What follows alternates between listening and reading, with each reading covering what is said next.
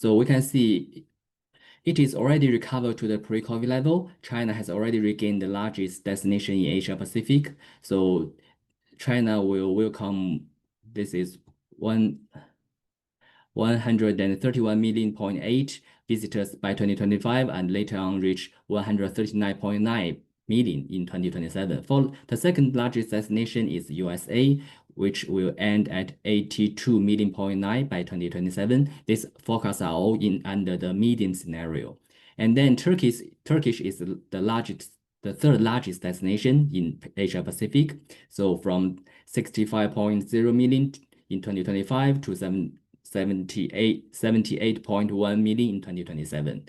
We should be keep caution that in the top 10 destinations, there are Hong Kong and Macau, two SARs in China. So as we all know, most of visitors to Hong Kong and Macau, they are the same day visitors from mainland China. So indeed, the overnight visitors to these two destinations are relatively limited.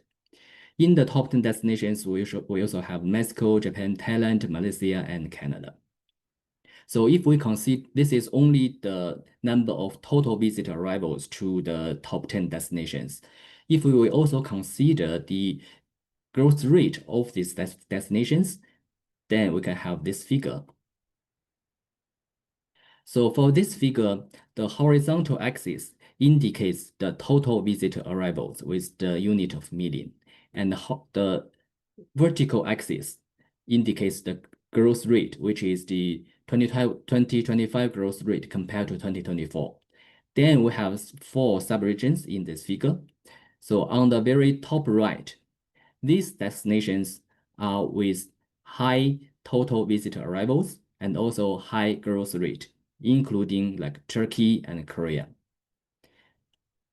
For this region, they enjoyed very large number of total visitor arrivals, but the growth rate is relatively slow, including China, US, Mexico, Japan, and Malaysia. For China and the USA, we can think about maybe they are somehow the mature destinations and the largest 2 destinations in Asia Pacific. So the growth rate is relatively under the expectation, which have been indicated by the red stars.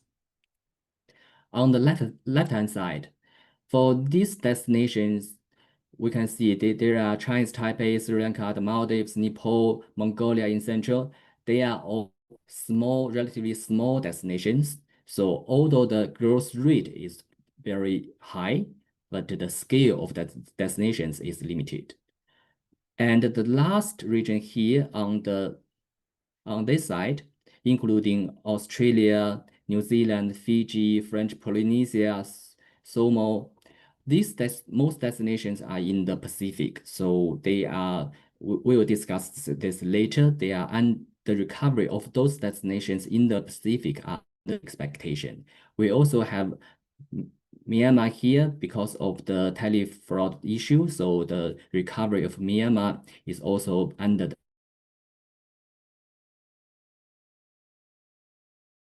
the average growth rate is 10.21, and the average visitor arrivals is 17.74 million. This is similar to the previous presentations we did in the past years. This is the methodology we use to generate the forecast. I will not repeat here, but for the details, we can check the methodological annex in the report.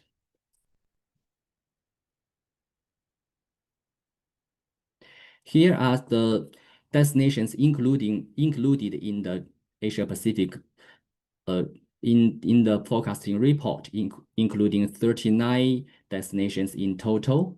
There are 7 in the Northeast Asia region, including China, Hong Kong, Macau, Japan, Korea, Chinese Taipei, and Mongolia.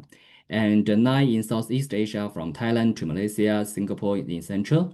And then we have another 5 in the South Asia region, which are India, Sri Lanka, the Maldives, Nepal, Bhutan, and only 1 destination in West Asia, which is Turkey. We do have another 13 destinations in the Pacific from Hawaii, Australia, New Zealand in Central, and then there are another 4 in the Americans from USA, Mexico, Canada, and Chile.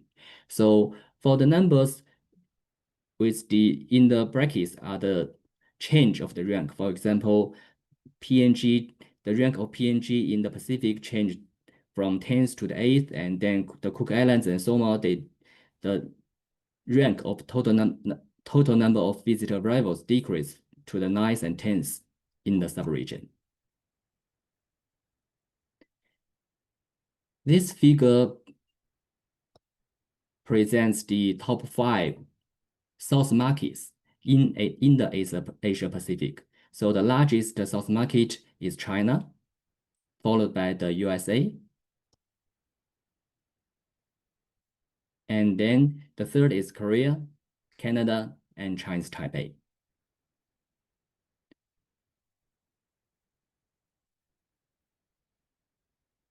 If we look at the table on the right-hand side, these are a longer list of the source markets in Asia Pacific.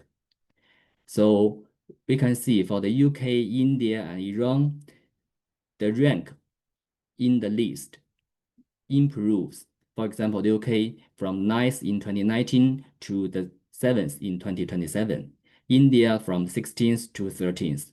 Iran in 2019 it was ranked at 29th, but then in 2027 it ranked at the 22nd. But due to the war between Iran and Israel, so there is question mark here how much it will go further in the next 3 years. On the other hand, for Singapore and Brazil, the rank in this list dropped a little bit.